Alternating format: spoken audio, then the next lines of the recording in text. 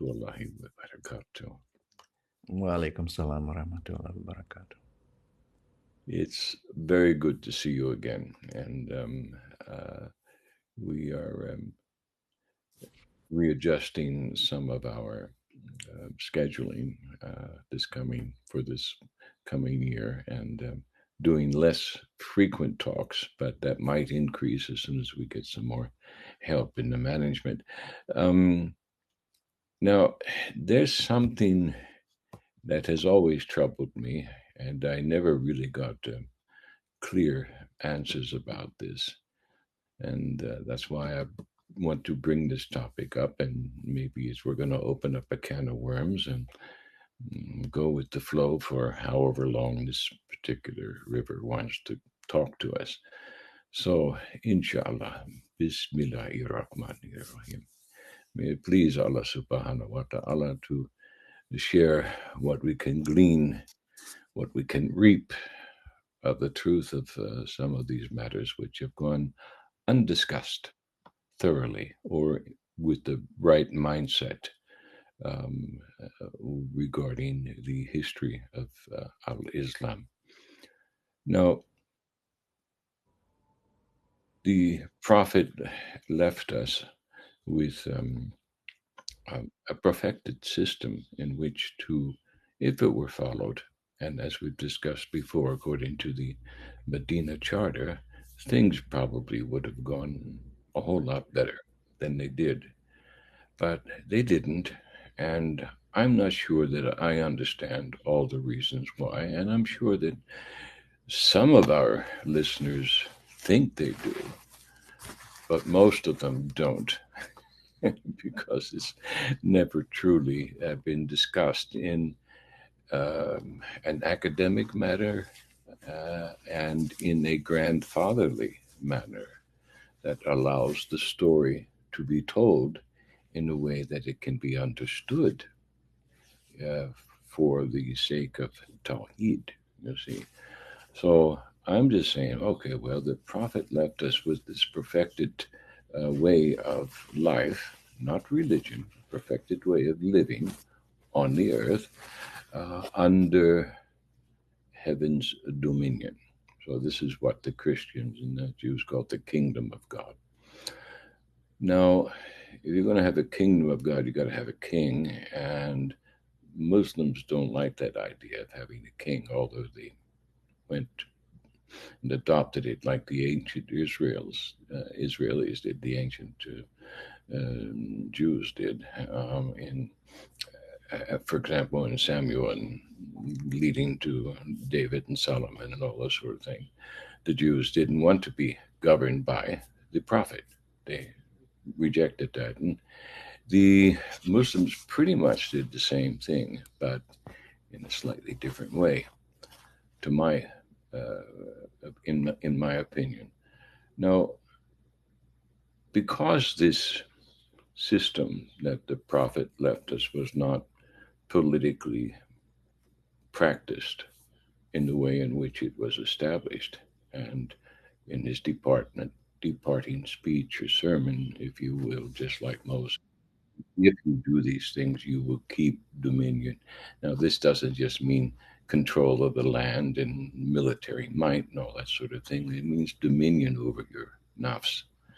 So, um, this dominion was lost right away, and then the political dominion eventually, you know, faded away as this war between the traditional, what became the traditionalists and the rationalists, continued. So I'm just wondering, when I want to ask you this question, dear brother, in the context of what we've been discussing, this ancient war in the between the Muslim factions and sectarians, and between the traditionalists who want to follow the hadith as if they were the scripture itself, or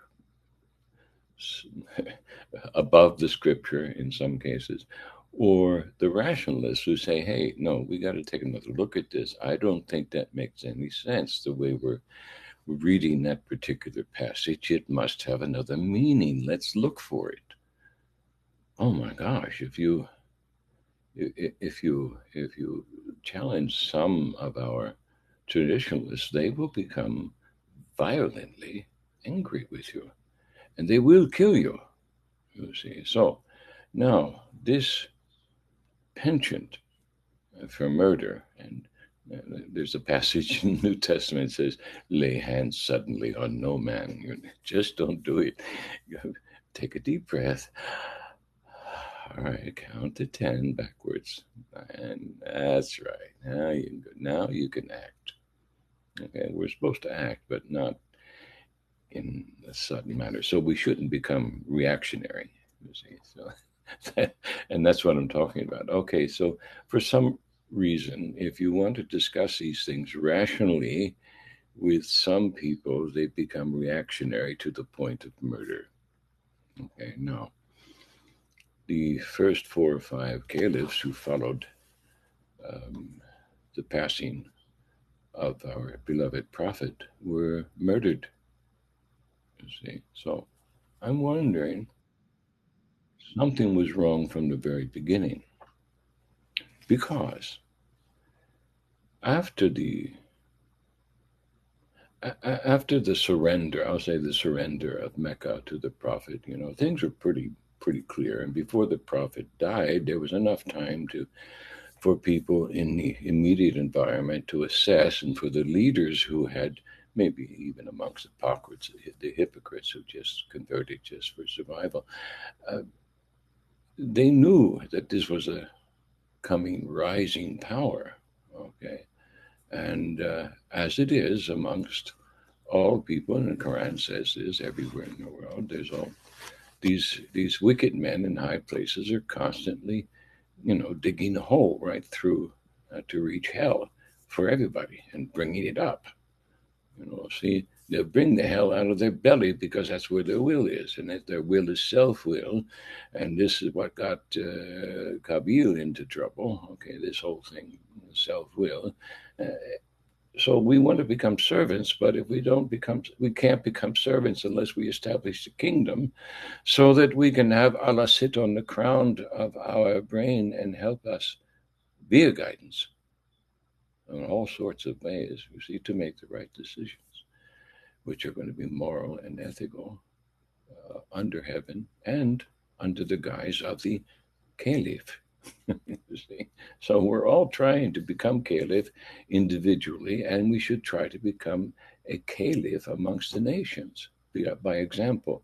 That didn't happen. It happened intermittently here and there in small places where you really had, I suppose, I don't like to use hagiography in terms, but where you had, sincerely true people that you might want to be called saintly. Yeah, of course, it happened. We all have those stories, but collectively, it didn't happen. Collectively, what happened was that the first caliphs were all murdered. So, knowing that Islam was a rising power, were the Arabs really that stupid not to protect their caliphs? What I mean, letting them get stabbed in the back while they're at prayer in the mosque, and I'm trying to imagine, when a president of any Western nation going to church and not being guarded. You see, um, so my question to you, inshallah, is what happened from your perspective? And I know we're going to open up our long history here because we're talking about a number of different individuals and a number of different factions and a number of different influences from a geo-socio-religio perspective. And not just that, but the geological and geographical perspective too. So all of this is playing in. And then, oh gosh, what happened? Brother Karim, please, from your perspective as a historian, as a sociologist, as a study and a student, a lifelong student now of Al Islam, what happened during those formative years that our caliphs would fall by the knife, one after the other, under the watch of their companions. How did this happen? Good question, brother. You ask hard questions. So before I attempt to answer it, I will just call on Allah's help to help me answer this difficult question. So if you don't mind, I'll take a moment to do a little Of dua. course. Hmm.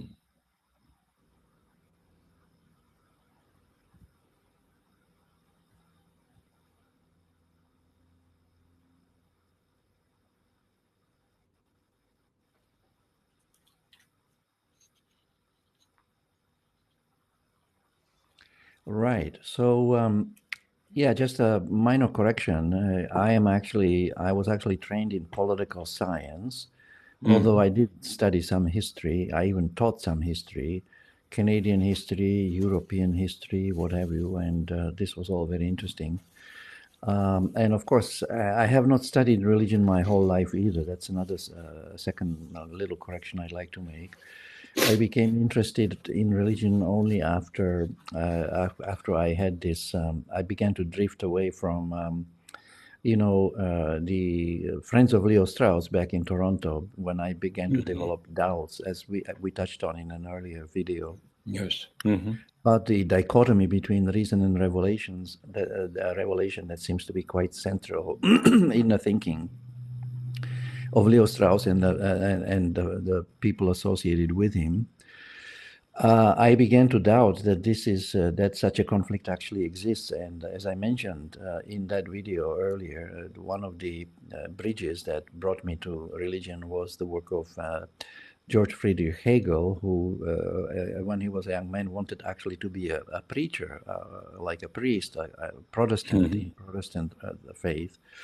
And he wrote there's this book on the market called Hegel's Early Theological Writings, and in it there's a paper, a small book called The Positivity of the Christian Religion, in which he tries to identify the elements. In it, he tries to identify the original teaching of Jesus and to separate it from what was added on afterwards. In other Mm-hmm. words, its positive elements. Now, we are facing a similar problem in Islam because we have the original teaching of Islam in the Quran, and there were some additions made to it, mostly in the form of the works of the Hadith and the works of the scholars. But I'd like to add also that Hegel was not the first in a line of thinkers that addressed this question of the relationship between reason and revelation. Mm-hmm. His work was coming sort of at the tail end of a larger philosophical and socio-political movement that we broadly call the Enlightenment or the Age of Reason in Europe, which started with the Renaissance, which was in fact kind of triggered by some of the work of the Muslim scholars. I think specifically by the work of Aristotle, which was brought into to the Europeans through some Arab thinkers. I think it was Al-Farabi. So among the first people that began to look seriously at the relationship between reason and revelation was Baruch Spinoza, who was a Jew, and wrote a famous book called the Theological Political Treatise. It's a brilliant book. I certainly recommend it. It reads also, I read it in English translation, but Mm-hmm. it is basically the first major attempt, I think, among the European thinkers or philosophers to look at the Old Testament in particular, the Bible, but the Old Testament in particular, with a quote unquote critical eye, with a critical reason.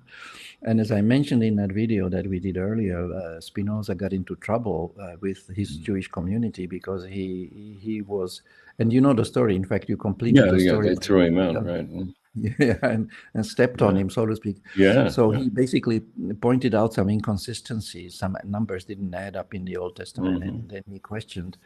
In other words, by implication, he questioned the accuracy of the document, and so this is kind of like what started the ball rolling. Of course, there were many Mm-hmm. others, and practically all the major European philosophers had their say. They put in their 2 cents or 4 cents worth about Mm-hmm. the relationship between reason and revelation, including Rousseau, for example, Mm-hmm. who dedicated, one part of his book, the Emile, which was, by the way, translated by my former teacher, Alan Bloom. It's an excellent translation, and In it, there's a chapter called "The Confessions of the Savoyard Vicar." Now, in that part of the book, Rousseau articulated his own version of the dean of religion, of the relationship between the revelation, and like others before and after him, it got him into some trouble, even though he himself was not stoned, but his house was stoned, so to speak. And of course, others also have written about religion. Locke has a letter on toleration, and there's quite almost everybody had their say. And John Locke also famously, of course, disagreed with Sir Robert Filmer, who was an ardent supporter of the monarchy. In fact, we did a course on that with Professor Thomas Pengel, who is now, I think, the head of some institute of government at the University of Texas in Austin. So basically, what we did, we went through the text line by line, the first treatise on government, in which John Locke basically rebuts the arguments of John Filmer in favor of, the idea that the kings have a divine right to rule. You see, so. So this question, of the relationship between politics and reason and religion has been with us from the very beginning. In fact, if you look at the story of Abel and Cain, the sons of Adam, there was already a case of fratricide here. And so that is the archetypal, example of a brother fighting against brother.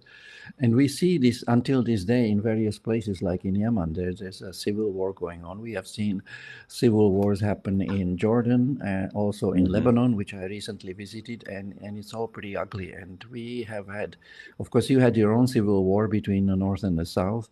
That was partly about the slavery issue. But there was also the War of Independence, where America wanted to be independent of the British Crown. So the British themselves had, of course, a civil war between the supporters of the monarchy, who found support also in the works of Thomas Hobbes, who denied any kind of right to revolution by the people. And then we have at the other end of the spectrum, John Locke, the liberal, who supported the right of revolution. In fact, I've written a paper on that as well. And so on the battlefield, this was there was a battle of books, so to speak, to borrow a phrase from Jonathan Swift. There's an excellent book called The Battle of the Books that was fought, I think, in St. James Library last Friday. Bloom has an essay on that book. So the battle was fought at two levels. One, the philosophical or theological philosophical level between books and between the men of letters, and it was also fought out on the ground between the forces loyal to Charles I and those loyal to Oliver Cromwell. The Cromwell, of course, represented the liberals, and in the end, we know what was the result. The liberals won, and Charles I was beheaded, and the monarchy was really seriously downside in the United Kingdom, not completely eliminated as happened in France, which also had its revolution. But in France, unlike the UK, abolished the monarchy completely. And they also executed one of their monarchs. And so we have here, but one thing to remember about the French Revolution is that despite the excesses committed by the rationalists, which were just as bad as the excesses committed by the traditionalists a millennium earlier under Musa al-Hadi, recall that incident where 5,000 philosophers were slaughtered. Well, the French Revolution, I think, 16,000 people were beheaded at the guillotine. But at the same time, it's interesting to note that Robespierre, Maximilien Robespierre, who was the leader of the Jacobins, were the extremists in the assembly, he organized at one time what he called the Festival to the Supreme Being. Just imagine this.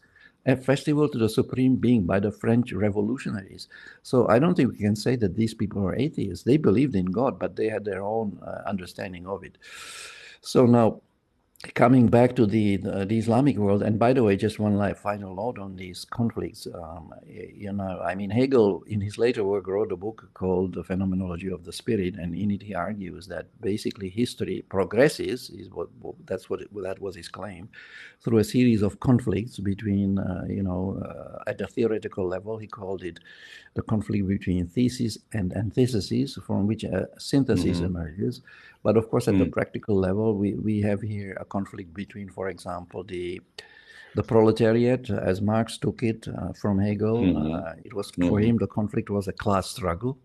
So the conflict between the proletariat or because this whole process in Hegel's book is called the master-slave dialectic, and at the political level, Hegel argued that the history progresses through a series of conflicts between the oppressed and the oppressor, or between the slave and the master. Now, in some cases, the masters suppressed the slaves, like when the Spartans rebelled. Spartan slaves rebelled against their masters. They lost. The masters prevailed. So the synthesis was basically a continuation of the status quo ante.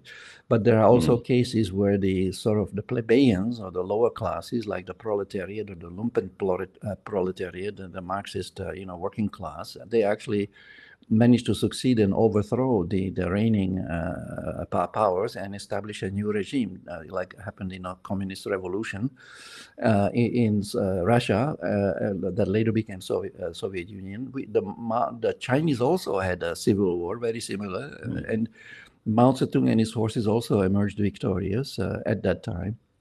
And let us not forget also that, in Germany, in Nazi Germany, the conflict, Nietzsche was, by the way, he talked about the Übermensch, the Uberman, the overman, and of course there was the underman or the lower class person.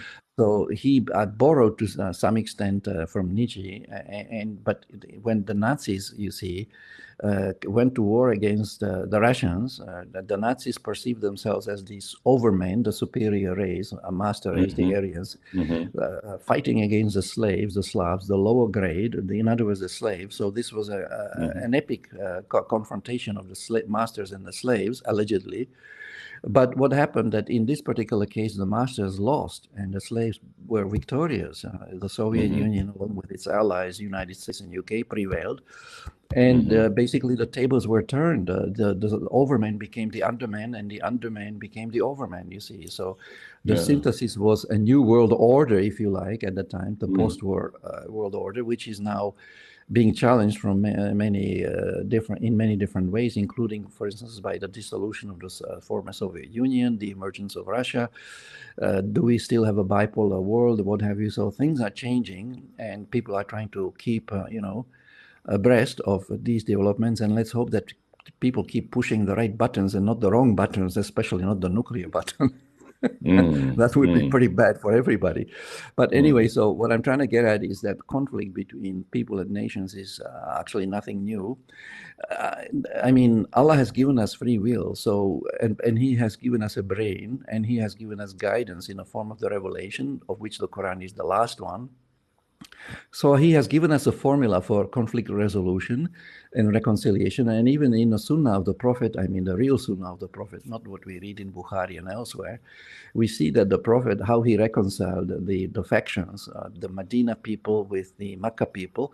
Well, he reconciled it by following the Quran. You see, where there's a very important verse in the Quran where Allah says, if somebody does something bad to you, do something good to him or her or them in return, and you will see as if by a miracle the two of you will become like childhood friends. So now this is what the Prophet Muhammad, peace be on him, actually did, and he followed this verse, and he had with a spectacular success following after that. He basically reconciled two warring factions, bitter enemies, the Quraysh Makkah with the Muslim converts of Medina, and he did it basically without firing a shot. Now that reminds me, even though he had the political power, he had the military power to enforce his rule by force on his former enemies, because he was backed by an army of 10,000 armed warriors at the time when he was approaching, Makkah from Medina, an event which, according to traditional scholars, is documented also in Surah Al-Fath, or the victory. So now, this reconciliation of the warring factions is a prime example of excellent diplomacy. It is an excellent example of how to reconcile conflicts, and that is the real sunnah that people should perhaps consider following, because I don't see For instance, the people now fighting the war in Yemen, following this practice of the Prophet, of doing something good to his enemies rather than something evil, you see. So now this idea of doing something good to your enemy actually even goes beyond what the Christians, teach, which is to say, if somebody slaps me on one cheek, well, here, you can slap me here as well. Uh, so this is actually better. I don't have to turn the other cheek. Actually, I'm advised to do something positive for this person. You see, and I think one reason why the Muslim Brotherhood was overthrown in Egypt, because they also did not practice the Sunnah of the Prophet. They did not follow the Quran, which advises them to forgive and overlook. And the Muslim Brotherhood did not offer a general amnesty to their former enemies in the military. And as a result, when they announced publicly that they were going to prosecute the military for their crimes prior to the Morsi government taking power, well, the military were not going to wait for that to happen. They made the first move and they deposed the Morsi government, and there was a military coup, and the Morsi government, the Muslim Brotherhood, had to go into exile. And in fact, a delegation of them, the very revolutionary council of the Muslim Brotherhood, visited us in our institute, IIS Malaysia, and the chairwoman of the revolutionary council was there. She was in fact sitting right across from me, and I told her these very things, that I was saying, well, did the Muslim Brotherhood follow the Sunnah of the Prophet when they did not declare general amnesty for their former enemies, you see, in the military? And she was looking quite uncomfortable. In fact, Prof. Kamali, I could see his hand rising, he was sitting on my right here, and I could see his hand going up as if to stop me, from pursuing that topic further. But she waved him off and said, no, I want to answer this question. So then she gave some answer to the effect that, well, but some of them committed some serious crimes, and we couldn't let that go unpunished, and and whatever, So, but anyway, so what I'm trying to say, and not that long ago, by the way, Prof published one of his papers that he formerly wrote about amnesty and the benefits of general amnesties. Sort of like you bury the past and you leave it behind. You say, okay, so there's water under the bridge. Let's make a fresh beginning, a fresh start. And that also, we need to do that in Islam, because the struggle between the Shias and the Sunnis, which started immediately after the demise of the Prophet in 632, continues to fester until this day. In fact, recently there was some suicide bombing, I think, in Shiraz, in Iran, another terrorist attack. And there was, of course, the Shia scholars condemn it, as they should, but there seemed to be a deafening silence coming from the Sunni side. Now, why this deafening silence? Why not condemn this act of terrorism and call a spade a spade? There's no verse in the Quran that permits this kind of terrorist activity. So there's still a long way to go in, Muslims, us, developing the courage to, as there's in fact the hadith, which says the highest form of jihad is to speak truth to power. The highest form of jihad is to speak truth to power. And that reminds me also of a quotation from one of your founding fathers, Thomas Jefferson, who said that dissent is the highest form of patriotism. To disagree, you see. So this is very important, because if somebody comes up with a bad idea, like let's say, let's install a Nazi government or a fascist government in our country, then there should be somebody to challenge that, you see. Yes. So if there's nobody who will challenge it, then it will happen. And what will happen is what somebody said, that for bad things to happen, you only need good people to do nothing, you see, to sit back. Yes, right. No, we need to get into the fray, to make sure that we join the good guys, not the bad guys. Sometimes people have a difficulty telling the difference, you see, or they realize, hey, wait a minute, I think I joined the bad guys. Yeah, I'm getting out of here. I'm out of here. Like Martin Heidegger briefly joined the Nazi party, and Leo Strauss called him the greatest philosopher of the 20th century. But anyway, so nobody's perfect except Allah, so we make mistakes. But once we realize we made the mistake, we need to do the backpedaling, we need to do the tawbah and say, I'm sorry, Allah, I would like to make a fresh beginning. Please guide me and protect me from the influence of the evil shaitan, or whoever it was that misguided me to take this wrong avenue, go down the wrong rabbit hole, or whatever that I did. But now to come back to this, series of assassinations. I mean, I normally, when you send me the copy of the videos that you do here, I normally write a bit of text to go with it. And I Mm-hmm. began, in fact, to write one for this one as well. Of course, Mm-hmm. I have just started, but I realized that, you know, as I was doing it, that look, Islam is supposed to be the religion of peace. So why all this killing? What's going on Yes. here? Mm. We are clearly failing to live up to the high standards that Allah Ta'ala articulated for us in the Quran, and that we find also exemplified in the life of the Prophet, peace be on him. We are failing to live up to those high standards. Why? What's the problem? Mm. Well, one problem is, as we discussed before, we have lost touch, as it were. One of my former colleagues says that we lost the spirit of Islam. Now, what we have mostly now are rituals. And that was one of the Mm. reasons why Judaism, according to one scholar, the author of The Protestant Ethic and The Spirit of Capitalism, Max Weber, who wrote extensively about religion too, according to Judaism, basically collapsed because it became formalized. The formalism, and it was reduced mainly to ritual and formalism. Now, of course, that's his opinion. Some Mm-hmm. Jewish people may disagree and say, no, he didn't get it right. That's but that's another issue. Mm. But I think the danger of formalism is very serious. We see it even in Islamic finance. There's so much emphasis on form and very little emphasis on substance. Even the way people read the Quran, they read that they emphasize on a formal recitation, the pronunciation, the tajweed, and almost completely ignore the substance of the text, the meaning of the text, you see. So Mm. we have here people reading the Quran like parrots, reciting beautifully. So the aesthetics is there, but how do you find out about the ethics when you don't understand what the text Mm. is telling us?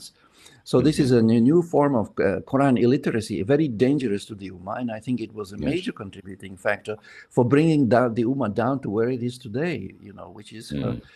I don't want to elaborate that, you can draw your own conclusions, but believe it or not, there are people who actually, I heard with my own ears, one local scholar claimed that, well, or asked the question, well, was there really a decline?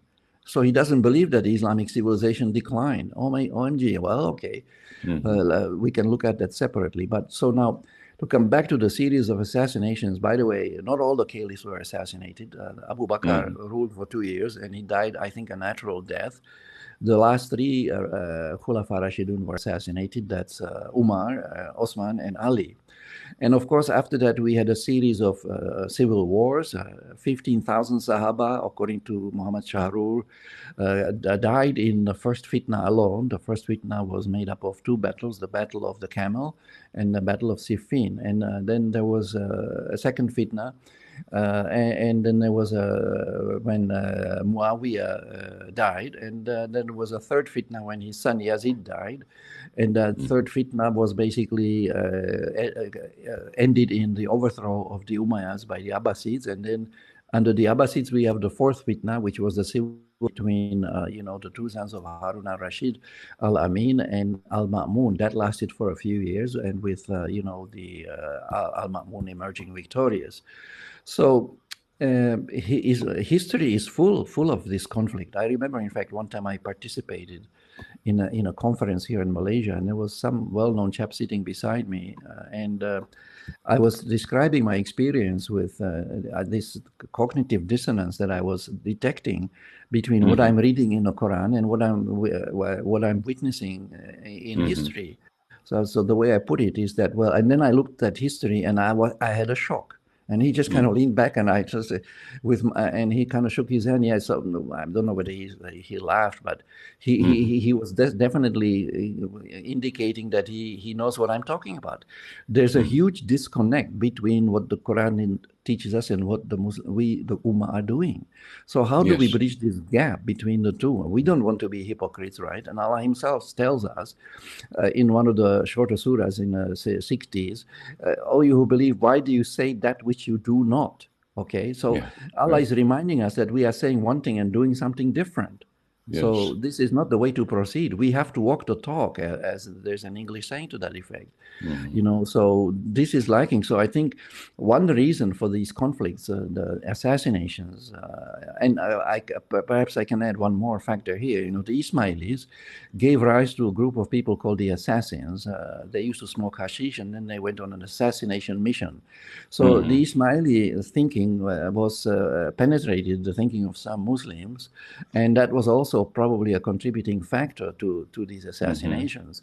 But Mm-hmm. anyway, so these, like I said, there was a power struggle. There was politics here too. It wasn't just a religion. So, as we know, the dispute between the Shias and the Sunnis is as to who should have taken over after the Prophet.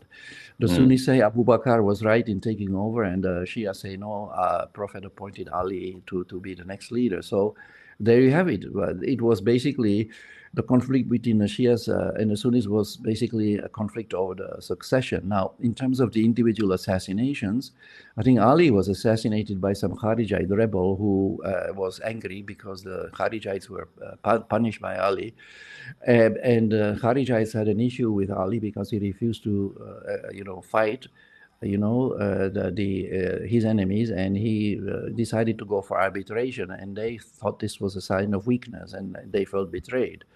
So, and I think they cited that verse, what was it, La hukmu illa lillah, the judgment belongs to Allah. So according to them, the Kharijites, the Ali should have decided according to the Quran rather than give the power to arbitrate to a third party, which rules, in the view of the Kharijites, not entirely in a Muslim's favor. So they left. We see a splintering of the Ummah and a rise of sectarianism here and politicking. So the hunger for power, the power struggles contributed to it, the question for succession, and also the way people treated other people. Like Usman was apparently assassinated because people were unhappy with the way he conducted the administration of the realm.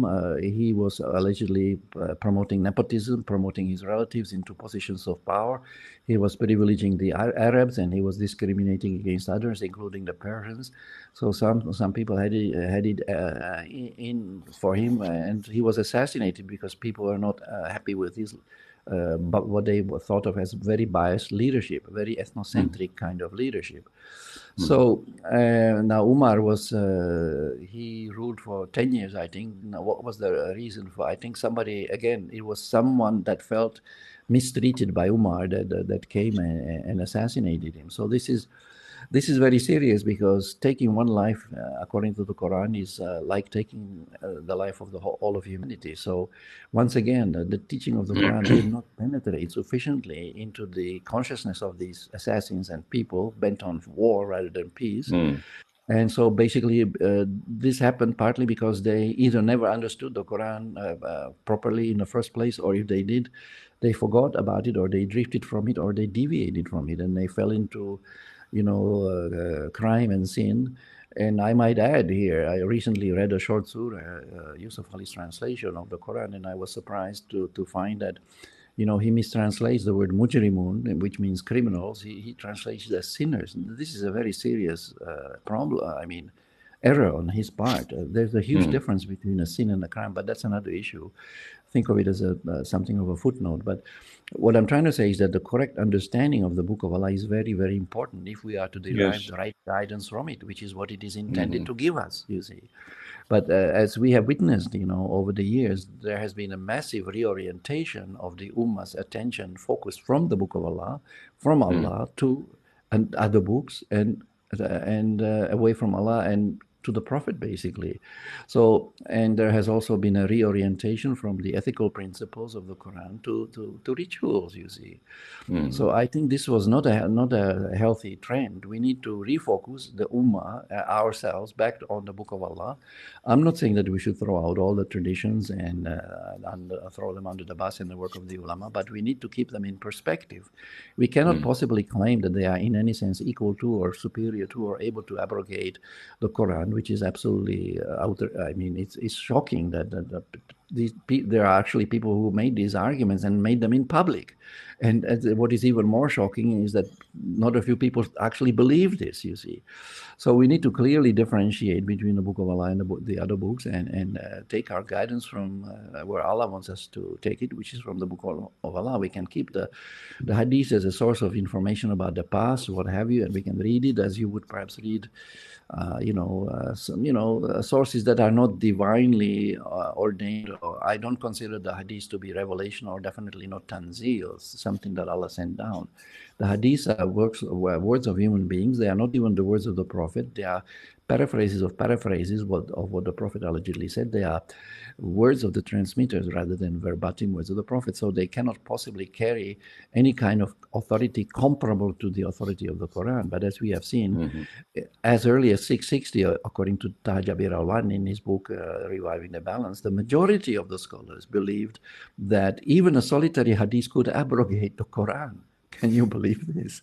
This is absolutely shocking.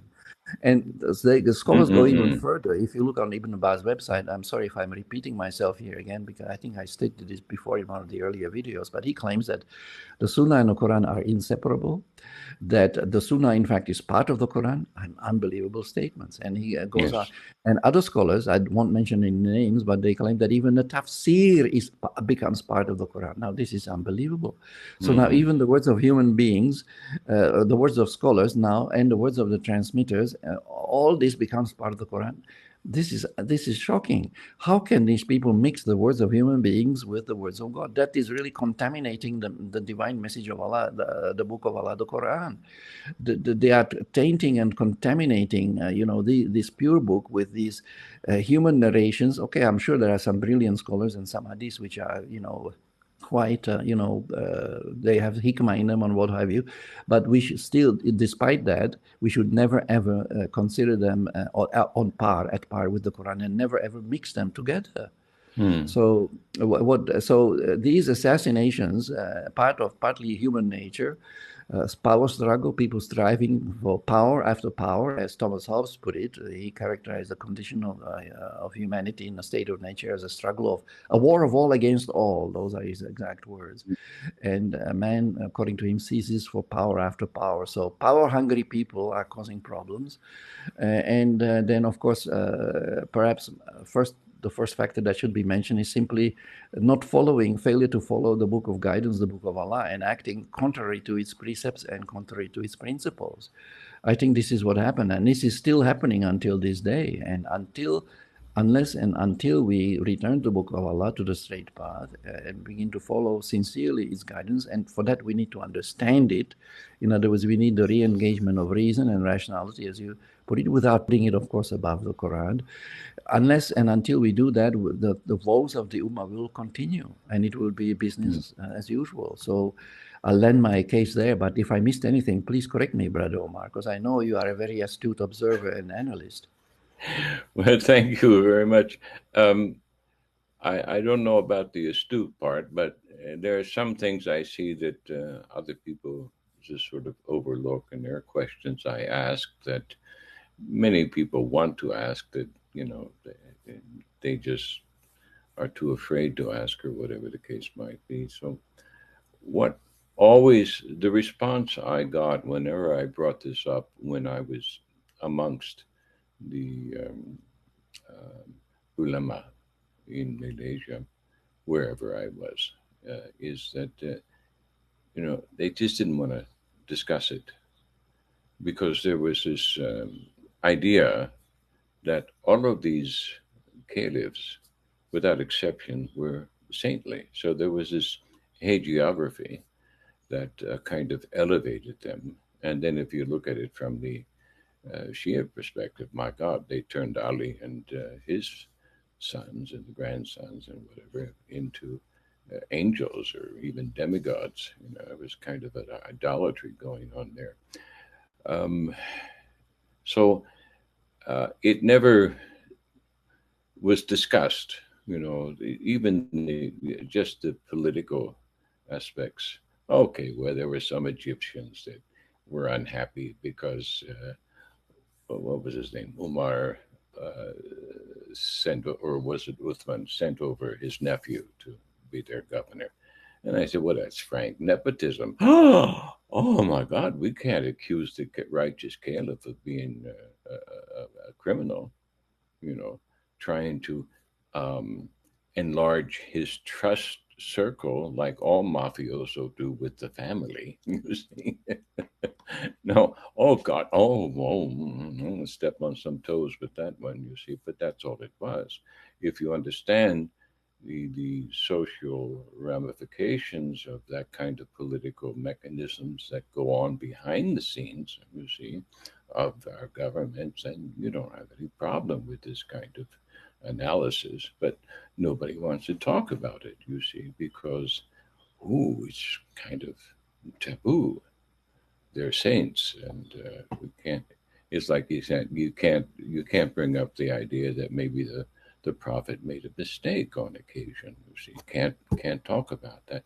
You can't analyze what those implications are and how they also affect the Sunnah.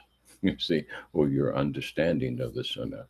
For example, when he, was told the farmers in the orchard, hey, they're pollinating the fig trees. And he said, look, I don't think that's going to work. That looks kind of silly the way you're doing that. And next year, there weren't any figs because the farmers stopped doing it. You see? And then when he's asked about it, if you believe this hadith, he said, look, I'm just a prophet. I don't know about these things. What do I know? You see? So that's a kind of manifestation of, hey, be careful of religious mania. It, of elevating these people beyond their station of human being. Okay, I'm just a human being. Okay, so anyway, this hagiography, I think, obscures a lot of these conversations, and that's another wall that's been erected to withstand the rationalists, I would imagine. Is that so? Yes, absolutely. Yeah, you are right. And I noticed this also. I remember one time I were to say something critical about Abu Hamid al Ghazali, Imam al Ghazali at the Institute. And how do I put this? Dr. Osman Bakar hand immediately started to go up like this to silence me, So, of course, I Mm-hmm. took the hint Mm-hmm. and I stopped in my tracks. I didn't make the criticism. Although I did Mm-hmm. make it later after I left the Institute, I discovered even that Abu Hamid al Ghazali was actually a plagiarist, So this is Yes. documented in a Mm-hmm. paper by this fellow called Abdul Rashid Moten, called Academic Dishonesty, Muslim Institutions of Higher Mm-hmm. Learning. So, as far as I'm concerned, al Ghazali's credibility as an academic source is exactly equal to zero. I never quote him unless it is to say that he got something wrong, and he did get many Mm-hmm. things wrong, not only about destroying musical instruments inside people's homes when you walk by and hear the singing voices coming out of there. I mean, he's recommending people to commit two crimes: break in and enter, no, three, break in and enter, and destruction Yes. of private property. I mean, this is Yes. unbelievable. Right. Yes. You compare that to what Allah says about how to enter people's homes. You knock, you say salam, and you enter only if you are invited. Only, see, so Mm-hmm. that is adab. We get Mm-hmm. adab from the Quran, from Allah, not from Abu Hamid al Ghazali. From Abu Mm-hmm. Hamid al Yes. Ghazali, we get a recommendation to commit three crimes. I mean, it is just unbelievable. By the way, my source is Mustafa Akil's book, Reopening Muslim Minds. That's where I found the Mm-hmm. reference to this Very outrageous good. advice. And of course, Al Ghazali also supported Jihad al Talab, spreading Islam by the sword. This is also documented in the Mm. literature. Mm. I mean, he Very. was basically a warmonger. You might want to say. Mm-hmm. How did this man ever become so prominent in the Muslim world? Well, Mm-hmm. the bias against reason is probably one of those reasons. And in fact, he Mm-hmm. himself chipped in his how many cents worth in criticizing the philosophers and giving them a bad reputation, casting them in a bad light, and saying basically that they are kafirs or murtads or whatever. They are really worthless people that deserve to be killed, you see. So Mm-hmm. his attack on rationalism, I think, was a major, major contributing factor to the decline of the Ummah as a whole. Mm-hmm. Basically, you cannot have modern science without believing, without cause and effect, cause the principle of causality. But he rejected it. He Mm-hmm. embraced the teaching of predestination. I mean, the effects of this person's thinking are truly catastrophic. Yet, Mm-hmm. like you said, people don't want to face up to reality. They will try to defend him tooth and nail. Oh no, he was a great Imam al Ghazali. How dare you say, who are you, and so on and so forth. Well, And so you get stopped in your tracks. You see this as Yes. as a system of intimidation and Mm-hmm. marginalization, as Dr. Omar, Mm-hmm. he puts it in his book, Muslims' Greatest Challenge, Choosing Between Islam and Tradition. You see, so this is a Mm-hmm. kind of a, this is a, even I remember when I try to say something critical about, the hadith, I immediately, the first response I give is the raised eyebrow, the stare and the raised eyebrow. And so are you a hadith rejector? And you are immediately face the threat of being excommunicated, as it were, from the Yes. community, because you cannot disagree even in the slightest possible way. You see, this is a form of intellectual fascism, or whatever you want to call it. It is very Mm-hmm. anti-progress, anti-intellectual, and it is very regressive, and it's doing a lot of harm to the ummah, as far as I can tell. So we need Yeah. to reopen the Muslim minds, just like Mustafa Akil, Mm-hmm. said in his book, and even Abu Hamid Abu Sulaiman wrote a book in 1993. It was published. It was called "The Crisis in the Muslim Mind." So Muslim scholars are aware that there's something wrong in a Well, thinking let me of let me ask you. yeah. Let Go me ahead, ask bro. you. One of the reasons that I enjoy talking to you about these matters is because you've got both feet right there um, in the academic world, and not only that, but you are acutely aware of who's writing about these matters. Now, and you can provide the references, which most of us cannot do. I mean, I have a few books, but I'm not as schooled as you are. So let me ask you to do us all a favor, and could you put together a little bibliography that we could actually refer our students to who are interested in this kind of revisionist um, work. I know it's been going on for several decades now in our postmodern world, and there are precedents. But the names and the books of these academicians that you are just referring to here, I think our younger students need to see them, in print, or at least in some way that they can actually get their hands on them and refer to them. Because I don't want them to be in a position, well, Dr. Omar said this, or Professor Karim said this, and it's just more hearsay. No, whenever I haven't done anything academic in a while, but whenever I did do, I tried to profusely documented along the way for two reasons. One, so that people wouldn't accuse me of plagiarism, and two, that people wouldn't accuse me of just promoting my own opinions. You see. No, I thought about this, and then, gosh, I found someone else who thought about it too, and they even thought about it more than me, and here they are. See, so um, our students, it's not many, but there's a handful of students every which way you turn, and they really want to know, and they will actually go out and get the books and put them in their library, even like I did years ago. I brought a library to Malaysia that I didn't have time to read, but I collected the books assiduously for years. And then when I left America, I moved everything to Malaysia, and I began reading that library. You see a bookshelf behind me here. I had like four of them filled with books that I was a Book of the Month club member years ago, and all kinds of stuff that they really published excellent books in those years.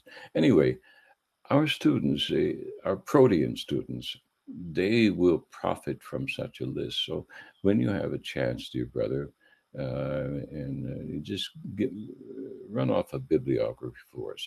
I'll post it on my blog. I'll post it on my website and reference and honor you for providing it. But I think our students need to have this because I don't want them to just take our word for it. No. Of course, yeah, of course. No, absolutely. That's an excellent idea, and I'll get on it, and I will prepare such a bibliography. Yeah, give me a few days, and I'll have it done. At the latest, by the time we meet next time. So Mhm. I will prepare such a big video. That's an excellent idea, by the way. Very good. Okay. Well, then, inshallah, we'll meet again in 2 weeks. Inshallah. Inshallah. Thank you very much, dear brother. I And truly appreciate it. thank you too, Brother Omar. Wassalamu alaikum wa rahmatullahi wa barakatuh. Wa alaikum salam wa rahmatullahi wa barakatuh.